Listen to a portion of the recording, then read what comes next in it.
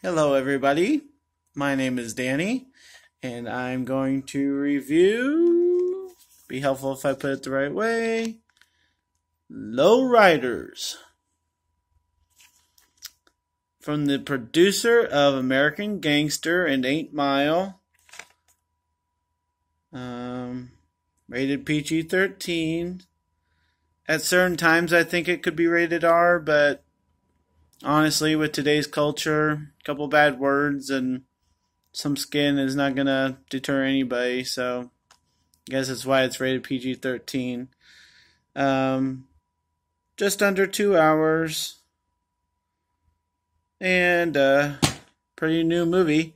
For anybody who doesn't know, I do watch movies of all time, from 2000 pretty much to nowadays movies, and I just get a list together and I use IMDb to kind of see what movies are like what movies, and I get a list together and I watch a lot of movies. So if you like this, just hit that subscribe button and see all the different variety of movies I watch, and I try to review all of them. So I'll get right into this because LowRiders is a very good movie, and it's from a director who's done some obviously momentous movies of our time, like 8 Mile. So when I was watching it, I was kind of thinking of feel-good family movies that have been mainstream, like Step Up or Fast and the Furious. I hate to compare it to that because it's only like one little blur on the Fast and Furious storyline that they have going on over there. But I was kind of thinking of Remember the Titans too. I don't really know why. It's not a sports movie, but it does deal with the culture of a certain ethnicity. So we're just going to jump right in here. The biggest thing is the family aspect. That's why I brought up those other movies just now. It's hard for me, and probably for most people, to kind of relate to this movie because it's a family that has their problems, and each character kind of has one thing, and it doesn't really get into anything more than just that one thing. So they really don't get time to develop the characters. We're just kind of introduced, and then for the next hour, that's what they're dealing with, or that's why they're angry, or that's why we get to figure out that's why they did a certain thing is because of that one thing. So as good a movie as it is, it doesn't really get to develop the characters as much as I would have appreciated. A couple of the boyfriends and girlfriends are just kind of thrown in there, and they're kind of pointless to be there. We don't get to know anything about them. They're just kind of there, and they're really dramatic, or they're really kind of influential to things and how they go, but their characters are just nothing. So that is, I guess, with this kind of movie, they probably don't care about character development because it is just really good acting, but that they're only doing good acting because they only really have one kind of situation to deal with. So plus minus, I guess. Yeah, the main couple in this is supposed to be Lorelai and Danny. Two things is that I don't really buy them fighting with each other. The only thing they really have to argue about in this movie is art, the purpose of it, and how to use it, and why they're doing it. And they seem like such a good couple, and then they argue about something stupid like that. It just seems like they feel like, as characters in a movie, they feel like they have to argue about it at that time. It doesn't really feel like they want to be because they just connect so well. So it just felt kind of awkward watching them kind of argue.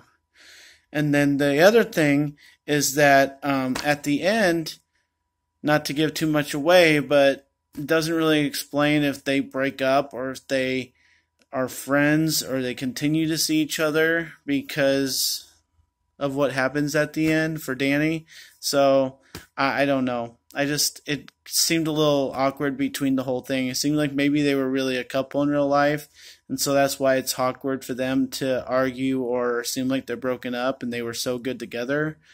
That's my guess, is maybe they're a couple in real life. It felt awkward the whole time. The same thing with the brothers, especially right at the beginning. We get introduced to Ghost right at the beginning, and the way the brothers play off of each other and react to each other and talk to each other, the whole time we kind of see the end coming the way it comes when it gets there. But the whole movie, it seems like they're struggling to make it seem like it's not going to go that way, and we just kind of don't buy it. So you'll kind of see when you watch the movie, I hope. My hope is that people watch this review at kind of after they see the movie, but I know that's not usually how it works. Same thing, I just hate to go on the theme of not buying stuff, but the dad in the hospital, not to give too much away, but why he's in the hospital, it doesn't seem like he should be able to talk or give a big speech, but he does. So I kind of think they could have gone a different way of that, of him laying there and having somebody else give the speech or talking around him, speech that involves the father to us, the audience, but I don't think they had to really include the father. So yeah, there's certain ways to go about it. It was okay the way it was. It just felt weird having him give a big old speech. So, okay. So this is my last big thing, is that I don't understand how a wealthy enough Mexican family that is able to put Lord knows how much money into this prize car, which is what the movie is about. A LowRider is a car, for those of you who haven't figured that out yet. And they can be proud of their gangster kind of life and the whole spray painting on bridges and the stealing parts and all this stuff. How they can have enough money to be a wealthy enough, proud enough Mexican family to afford the alcohol lifestyle, to want to be in a gang, and to get in trouble for spray painting on bridges and stuff. I don't understand that aspect. I don't know why there are families out there like that. That's obviously why they get movies made about them, is because it's a real thing in life, is proud, wealthy families who just like to get in trouble.